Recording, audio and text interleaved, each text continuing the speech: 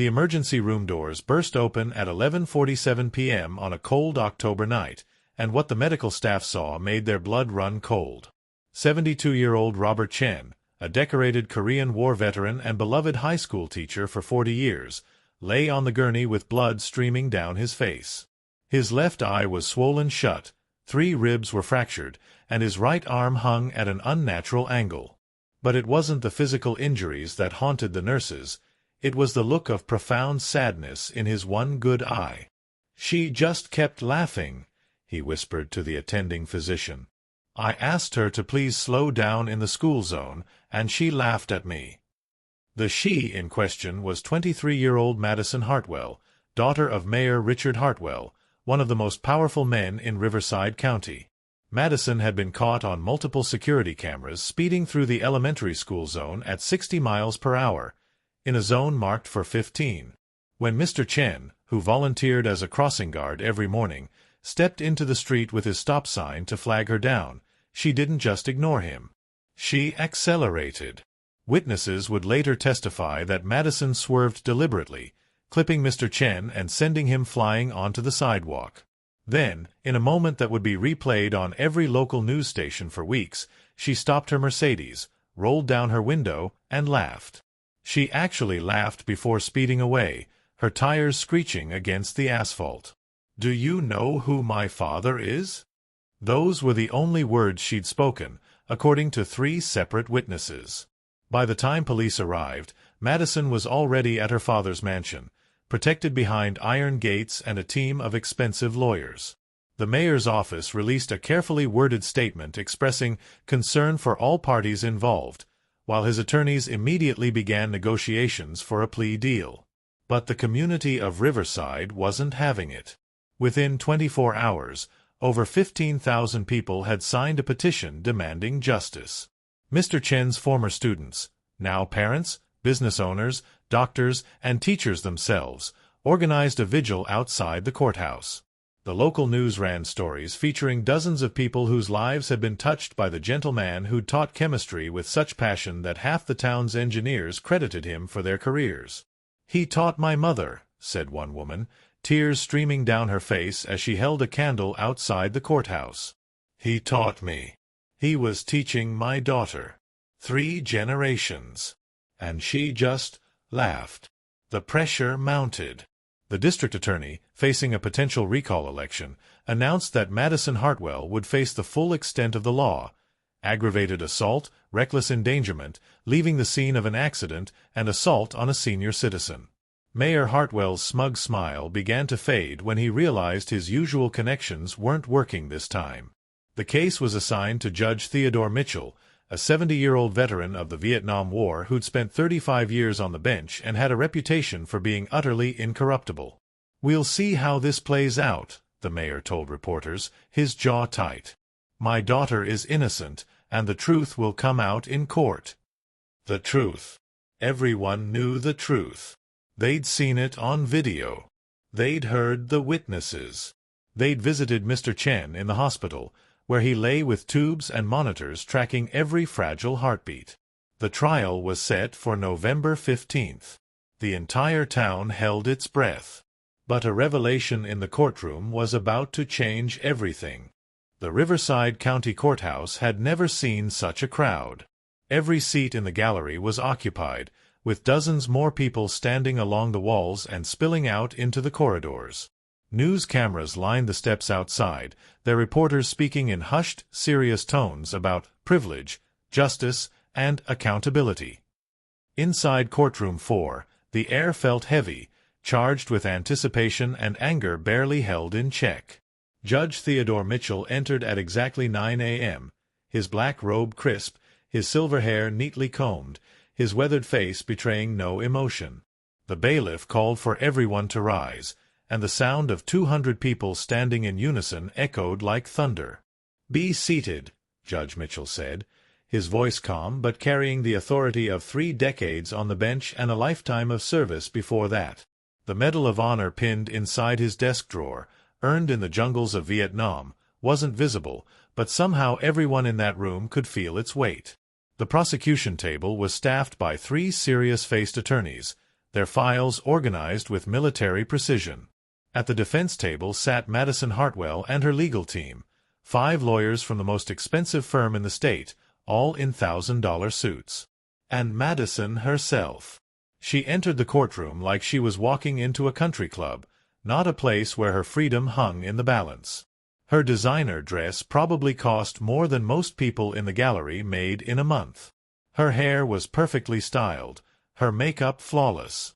As she took her seat, she glanced around the courtroom with an expression that could only be described as bored contempt. She didn't look at Mr. Chen, who sat in the front row of the gallery, his arms still in a cast, his face still bearing the yellow-green remnants of severe bruising. Judge Mitchell watched all of this in silence, his fingers steepled beneath his chin. "Ms. Hartwell," he began, "you stand accused of multiple serious charges stemming from an incident on October 18th. How do you plead?" One of her attorneys stood. "Your Honor, my client pleads not guilty to all charges. Furthermore, we believe this case is built on circumstantial evidence and the testimony of witnesses who—" "I asked your client, Counselor," Judge Mitchell interrupted, his gaze never leaving Madison. "Not you." Madison stood slowly, as if the effort of doing so was beneath her. "Not guilty," she said, then added with the hint of a smirk, "Obviously." A murmur rippled through the gallery. Judge Mitchell's gavel came down once, a sharp crack that silenced the room instantly. The prosecution presented its case methodically. The video footage showing Madison's Mercedes speeding through the school zone, the security camera capturing the moment of impact, the dash cam from a passing vehicle that showed Madison stopping, rolling down her window, laughing, and driving away. When they played that video, showing the moment Madison laughed while Mr. Chen lay injured on the pavement, several people in the gallery gasped. One woman began to cry. Madison examined her fingernails. "Ms. Hartwell," Judge Mitchell said quietly, "are you paying attention to these proceedings?" She looked up, meeting his eyes with shocking directness. "Your Honor, I've seen the video. Multiple times. My lawyers have been quite thorough." "And what do you have to say about what we've all just witnessed?" Madison's lead attorney jumped up. "Your Honor, my client doesn't have to. I'm asking her, Counselor." "Sit down." There was a long, tense moment. Then Madison spoke, her voice clear and utterly lacking in remorse. "What I see is an old man who stepped into the street without looking, and an unfortunate accident that's been blown completely out of proportion because of who my father is. People want a story. They want a villain. And I'm convenient." The temperature in the room seemed to drop 10 degrees. "An unfortunate accident?" Judge Mitchell repeated slowly. "You were traveling 60 miles per hour in a 15-mile-per-hour school zone. You hit a crossing guard performing his legal duties. You fled the scene. And according to 3 witnesses, you laughed." Madison shrugged, actually shrugged, in the middle of a courtroom. "People misinterpret things all the time. Maybe I was in shock. Maybe I was nervous. None of those witnesses know what I was really thinking or feeling." "Your Honor, I object to this line of questioning," her attorney tried again. "My client's emotional state." "Overruled. Continue, Ms. Hartwell." Madison stood taller, her chin lifting defiantly. "Fine. You want the truth? That old man was probably senile. He probably didn't even see me coming. And now everyone's trying to ruin my life because they're jealous of my family's success. My father built this town. My family has given millions to this community. And this is how we're treated." The gallery erupted. People shouted. Mr. Chen's former students stood, their faces red with rage. The bailiffs moved toward the crowd, ready to restore order. Judge Mitchell's gavel struck the bench 3 times, each blow harder than the last. "Silence!" The room fell quiet, but the fury still crackled in the air like electricity before a storm. "Ms. Hartwell," Judge Mitchell said, his voice now edged with steel, You stand in my courtroom accused of a violent crime against a man who has served his country with honor, taught generations of children with dedication, and volunteered his time to keep those children safe. And your response is to insult him, to minimize your actions, and to hide behind your father's name. For the first time, a flicker of uncertainty crossed Madison's face. Judge Mitchell turned to the prosecution. "Call your next witness." The assistant district attorney stood. "Your Honor, the people call Robert Chen to the stand." The elderly man rose slowly, wincing with each movement. His daughter helped him walk to the witness box, where he was sworn in and took his seat. Even injured, even in pain, his posture was straight, his voice steady. For 20 minutes, Mr. Chen testified. He spoke about volunteering as a crossing guard for 15 years. He described the morning of October 18th, how he'd seen Madison's car speeding, how he'd stepped out with his stop sign raised high, how she'd looked directly at him before accelerating. "I saw her eyes," he said quietly. "She saw me. She knew exactly what she was doing." "And after you were struck?" the prosecutor asked gently. Mr. Chen's voice wavered slightly. "I was on the ground. I couldn't move. I heard her car stop, heard her window roll down. I looked up, hoping she would help. And she laughed. She said, 'Do you know who my father is?' And then she drove away. How did that make you feel, Mr. Chen?" The old man was silent for a long moment. "Invisible," he finally said. "Like my life didn't matter. Like all the years I spent serving this country, teaching its children, trying to make things better. Like none of it mattered because I wasn't important enough." Several people in the gallery were crying openly now. Madison's attorney cross-examined him aggressively, trying to poke holes in his testimony, suggesting his memory might be faulty, implying he might have stepped out without looking properly. But Mr. Chen remained calm, dignified, unshakable. When he was finally dismissed, he walked back to his seat with his head held high. Judge Mitchell watched Madison throughout all of this. Her expression had changed from bored contempt to something harder to read. Annoyance, perhaps, or frustration that things weren't going as smoothly as she'd expected. "Your Honor," her lead attorney said, standing with confidence, "the defense moves to dismiss all charges based on lack of clear intent and—" "Denied. This case will proceed to—" A sudden movement in the back of the courtroom caught everyone's attention. A man stood up from the last row of the gallery, where he'd been sitting partially obscured by a pillar. He was tall, broad-shouldered, wearing a police uniform with stars on the shoulders indicating high rank. Madison's face went white. And then someone in the back of the courtroom spoke. "Your Honor, may I address the court?" The man who stood was Police Chief Robert Hartwell. Madison's father, yes, but also the mayor's younger brother, a man who'd spent 30 years in law enforcement and who'd quietly sat through the entire trial incognito, watching his niece destroy herself with every word. No, wait. The confusion rippled through the courtroom as people turned to look. This wasn't Mayor Richard Hartwell, Madison's father. This was the mayor's brother, but Madison's biological father was someone else entirely, someone who died when she was young, and the mayor had raised her as his own. Actually, the truth was simpler and more devastating. The man standing was Police Chief James Hartwell, Madison's biological father, who divorced her mother years ago when Madison was in college. He'd remained in her life, tried to guide her, but she'd increasingly chosen to align herself with her stepfather, the mayor, who had money, power, and connections. Chief Hartwell had been sitting in the back of the courtroom, in civilian clothes, unrecognized by most. He'd taken a personal day. He'd come to watch his daughter face justice. And what he'd seen had broken his heart. Judge Mitchell, who'd served in Vietnam alongside James Hartwell 30 years ago, recognized him immediately. "Chief Hartwell, you wish to speak?" "I do, Your Honor, if the court permits." Madison's attorneys leapt to their feet. "Your Honor, this is highly irregular. We object to." "Your objection is noted and overruled." Chief Hartwell approached the bench. James Hartwell walked down the center aisle, his footsteps echoing in the silent courtroom. When he passed Madison's table, she hissed, "Dad, what are you doing?" He didn't look at her, didn't acknowledge her. He kept walking until he stood before Judge Mitchell. "Your Honor," he began, his voice rough with emotion, "I need to say something that I should have said years ago.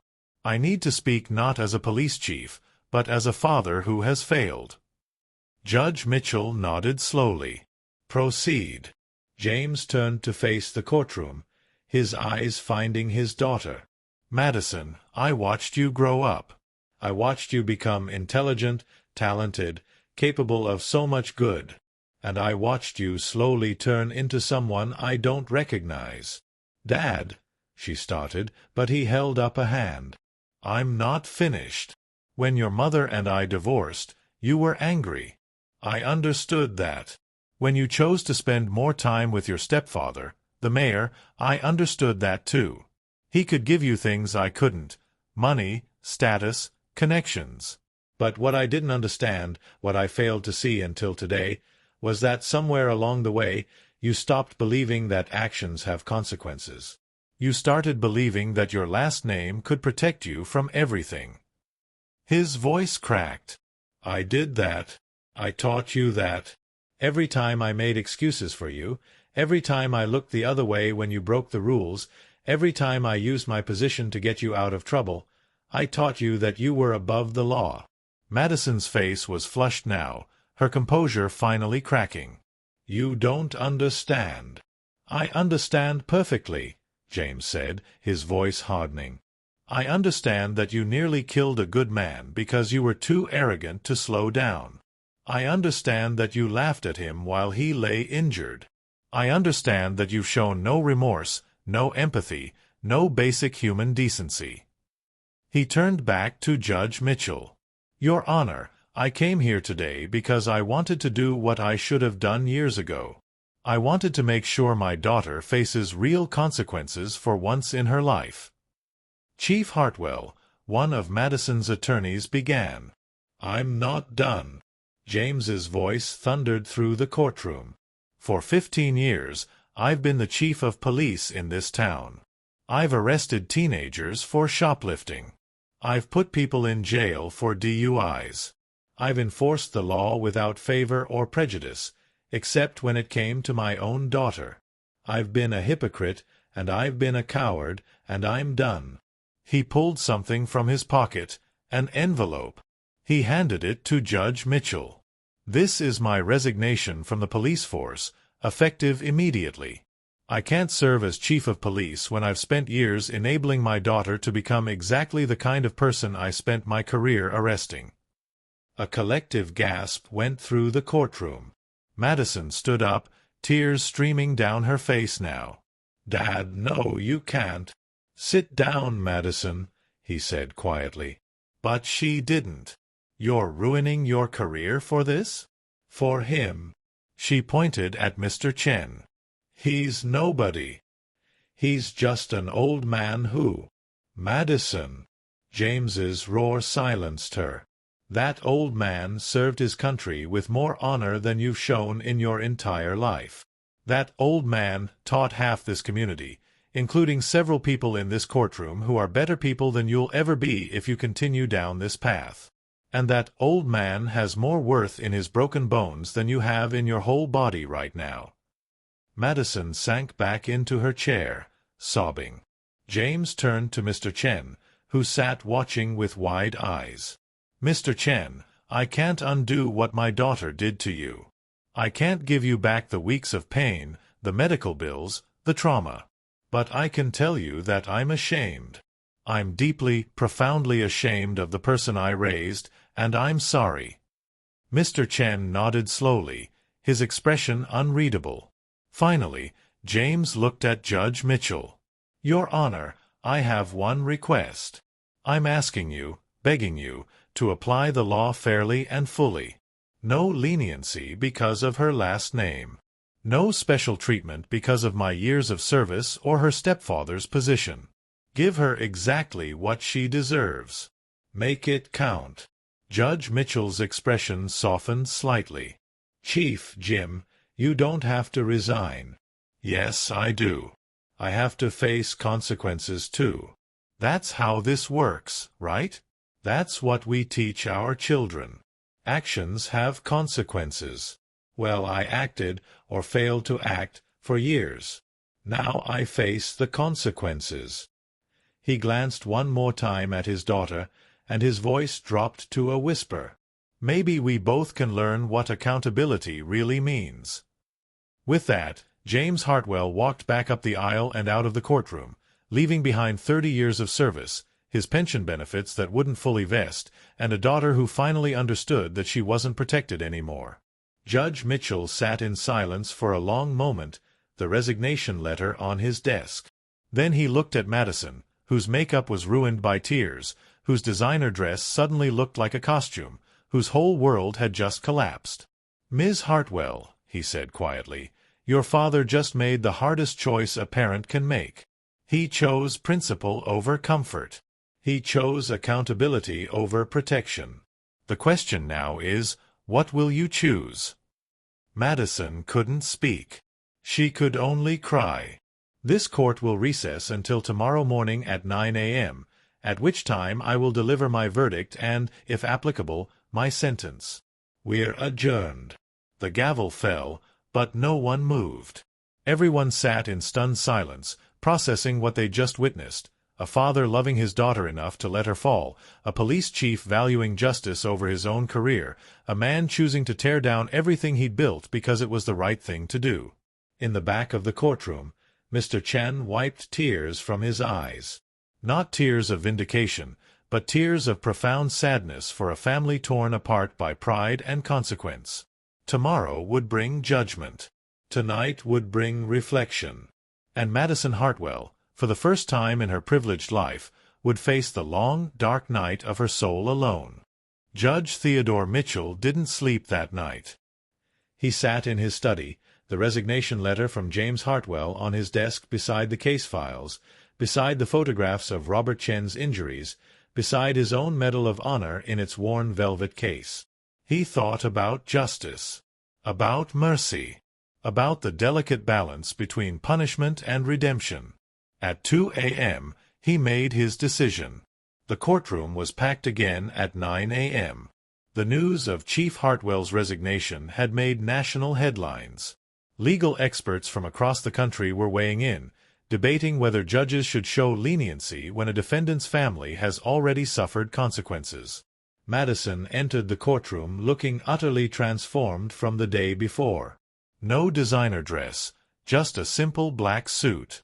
No perfect hair and makeup, just a woman who looked like she'd been crying for hours. She walked with her head down, flanked by her attorneys, but for the first time, she looked genuinely small.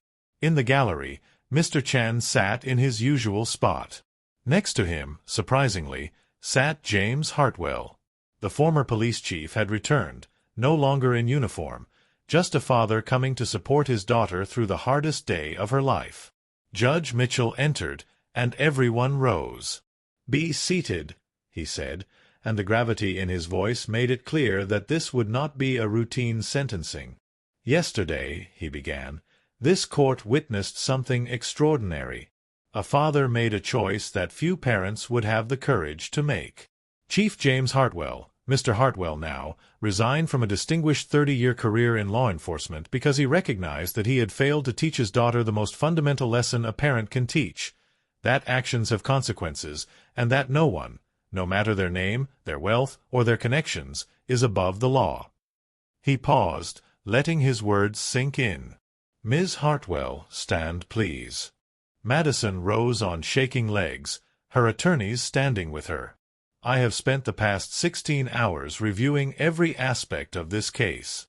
The video evidence is incontrovertible. The witness testimony is consistent and credible. Your own words in this courtroom demonstrated a profound lack of remorse, respect, or basic human empathy." Judge Mitchell's voice grew harder.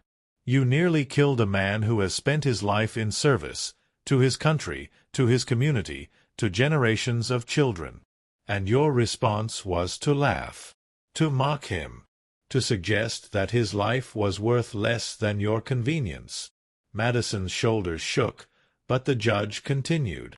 Under the sentencing guidelines for aggravated assault, reckless endangerment, hit and run with bodily injury, and assault on a senior citizen, I could sentence you to up to 15 years in prison. The prosecution has recommended 12 years. Your defense has asked for probation. The courtroom held its breath. I am going to do something different, Judge Mitchell said. I'm going to give you a choice you didn't give Mr. Chen when you aimed your vehicle at him. He leaned forward. Option 1.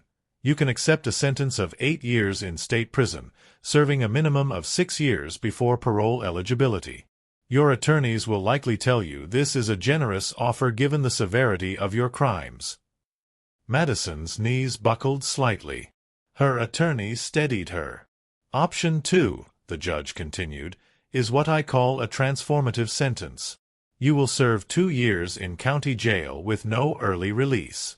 During those 2 years, you will complete an intensive rehabilitation program focusing on empathy, accountability, and community service.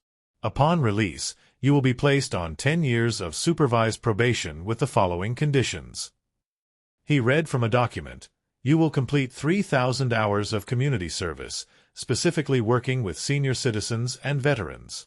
You will attend weekly counseling sessions focusing on empathy and accountability. You will hold a full-time job and provide restitution to Mr. Chen for all medical expenses and pain and suffering. I'm setting that figure at $250,000. You will maintain a clean record with no violations of any kind. You will have no contact with your stepfather, the mayor, for the duration of your probation. And finally, once per month for 10 years, you will visit a different school and speak to students about the consequences of reckless driving and the importance of respecting others. The courtroom was silent, everyone trying to process the comprehensive nature of the sentence. If you violate any single condition of this probation, you will immediately be remanded to state prison to serve the full 15-year maximum sentence. No exceptions. No second chances. Judge Mitchell locked eyes with Madison. You have until 5 p.m. today to make your choice. Think carefully. Easy answers rarely lead to real change. Before anyone could respond, the judge raised his hand. I'm not finished. Mr. Hartwell, James, please stand. The former police chief rose, confusion on his face. Mr. Hartwell, yesterday you resigned your position because you felt you had compromised your integrity. I'm denying your resignation. Gasps filled the courtroom.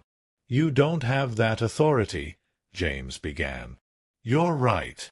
I don't. But I called the city council this morning at 6 a.m. I explained what you did in this courtroom. I explained that you demonstrated more integrity in that moment than most people show in a lifetime. The city council voted unanimously, 7-0, to reject your resignation and to grant you a month of personal leave to deal with this family crisis. Your job is waiting for you, Chief Hartwell. Your town needs men like you. James Hartwell sat down heavily, tears streaming down his face. However, Judge Mitchell continued, I am imposing one condition. Chief Hartwell, you will serve as your daughter's probation supervisor if she accepts option 2. You will file monthly reports with this court. You will hold her accountable. This is not a gift, it's a burden, and it's a responsibility. Can you do that? James nodded, unable to speak. Ms. Hartwell, the judge said, do you have anything you'd like to say before this court adjourns? For a long moment, Madison stood frozen. Then, slowly, she turned to face Mr. Chen. Mr. Chen, she said, her voice barely above a whisper, I'm sorry. I'm so sorry for what I did to you. For what I said. For everything. I have no excuse. I was arrogant and cruel, and I nearly killed you because I thought I was more important than you. I thought my life mattered more than yours. I was wrong. I was so wrong. She was crying freely now, makeup running down her face. "I don't expect you to forgive me. I don't deserve your forgiveness. But I want you to know that I see you now. I see what I did. And I'm sorry." Mr. Chan looked at her for a long time. Then he stood slowly, wincing with pain, and walked to where she stood. "Young lady," he said quietly, "I taught chemistry for 40 years. Do you know what chemistry is really about?" Madison shook her head. "Transformation. Taking one substance and changing it into something else entirely. Sometimes through heat. Sometimes through pressure. Sometimes through breaking down the original substance completely." He reached out and, to everyone's shock, took her hand. "I forgive you. Not because you deserve it, but because I choose to. And I'm going to make you a promise. If you choose that second option, if you choose the hard path of real transformation, I will be there. I'll be one of the people you serve. I'll watch you change. And maybe, just maybe, you'll become the person your father hoped you could be." Madison collapsed into sobs, and Mr. Chen, this man she'd nearly killed, this man she'd mocked and dismissed, put his good arm around her shoulders and let her cry. There wasn't a dry eye in the courtroom. Judge Mitchell's gavel came down softly. "Court is adjourned until 5 p.m. for Ms. Hartwell's decision."